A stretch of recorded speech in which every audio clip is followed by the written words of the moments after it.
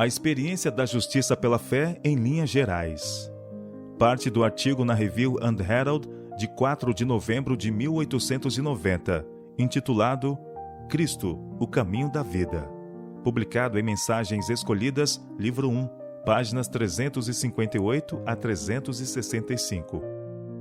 Foi Jesus para a Galiléia, pregando o Evangelho de Deus, dizendo: O tempo está cumprido e o reino de Deus está próximo. Arrependei-vos e crede no Evangelho. São Marcos capítulo 1, versos 14 e 15. O arrependimento associa-se à fé, e o Evangelho insta em que é necessário para a salvação. Paulo pregou o arrependimento. Diz ele: jamais deixando de vos anunciar coisa alguma proveitosa, e de vô-la ensinar publicamente e também de casa em casa, testificando tanto a judeus como a gregos o arrependimento para com Deus e a fé em nosso Senhor Jesus. Atos capítulo 20, versos 20 e 21. Sem arrependimento não há salvação. Nenhum pecador impenitente pode crer com o coração para a justiça. O arrependimento é por Paulo descrito como uma piedosa tristeza pelo pecado, a qual produz arrependimento para a salvação que a ninguém traz pesar. Este arrependimento não tem em si coisa alguma da natureza do mérito, mas prepara o coração para a aceitação de Cristo como o único Salvador, a única esperança do pecador perdido. Ao considerar o pecador a lei, sua culpa se lhe torna clara e lhe impressiona a consciência, e ele é condenado. Seu único conforto e esperança encontra-os em olhar a cruz do Calvário. Ao aventurar-se a crer nas promessas, tomando a Deus em sua palavra, vem-lhe à alma alívio e paz. Clama: Senhor, tu prometeste salvar a todos os que se achegassem a ti em nome de teu Filho. Sou uma alma perdida, desajudada e sem esperança. Senhor, salva-me ou pereço.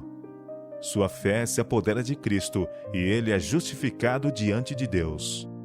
Mas, embora Deus possa ser justo e ao mesmo tempo justificar o pecador, pelos méritos de Cristo, homem algum pode cobrir sua alma com as vestes da justiça de Cristo, enquanto comete pecados conhecidos ou negligencia conhecidos deveres. Deus requer a completa entrega do coração antes que possa ter lugar a justificação. E para que o homem conserve essa justificação, tem de haver obediência contínua, mediante ativa e viva fé que opera pelo amor e purifica a alma. Tiago escreve acerca de Abraão e diz: não foi por obras que o nosso pai Abraão foi justificado quando ofereceu sobre o altar o próprio filho Isaque?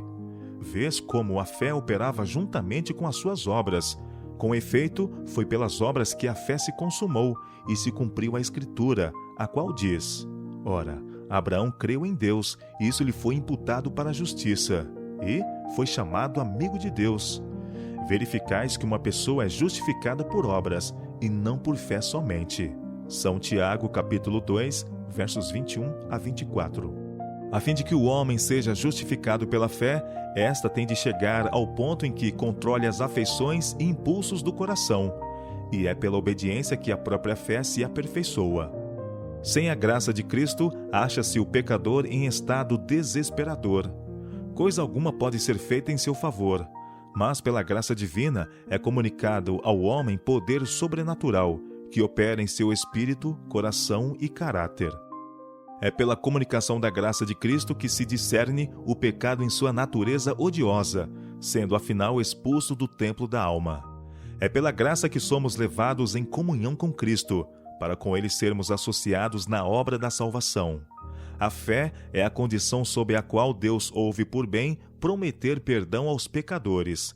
Não que exista na fé qualquer virtude pela qual se mereça a salvação, mas porque a fé pode prevalecer-se dos méritos de Cristo, o remédio provido para o pecado. A fé pode apresentar a perfeita obediência de Cristo em lugar da transgressão e rebeldia do pecador. Quando o pecador crê que Cristo é seu Salvador pessoal, então, de acordo com suas promessas infalíveis, Deus lhe perdoa o pecado e o justifica livremente.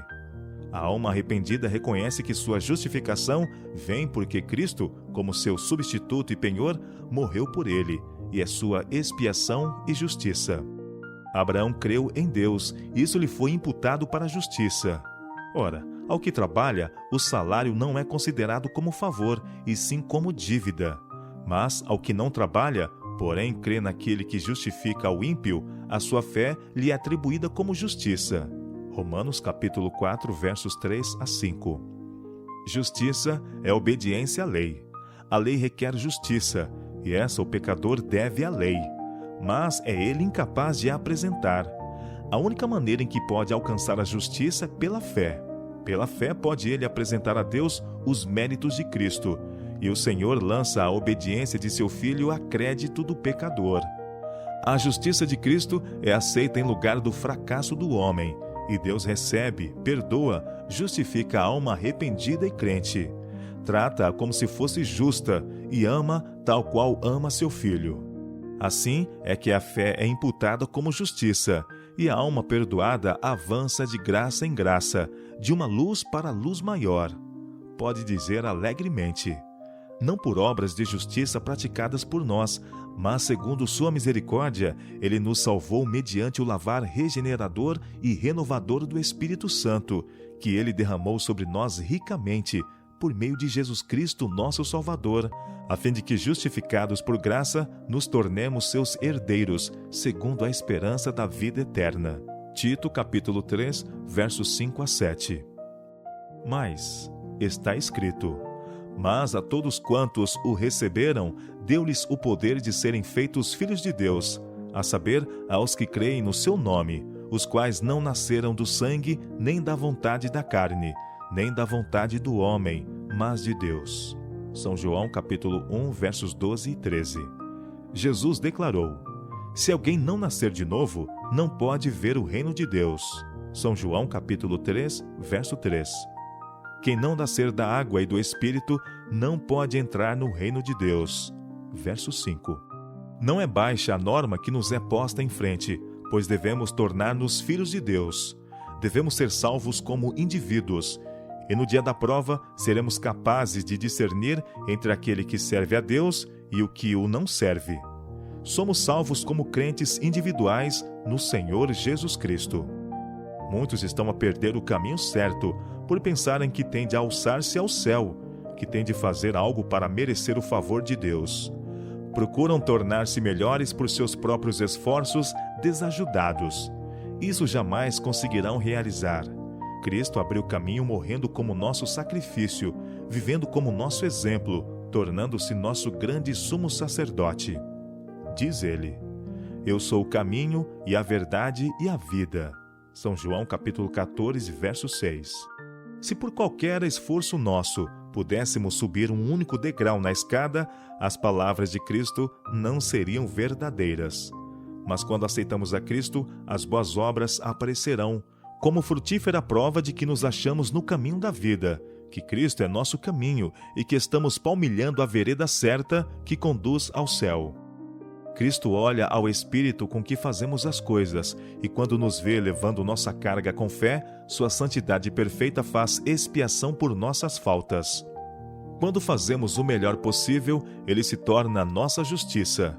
Requer todo o raio de luz que Deus nos envia o tornar-nos a luz do mundo.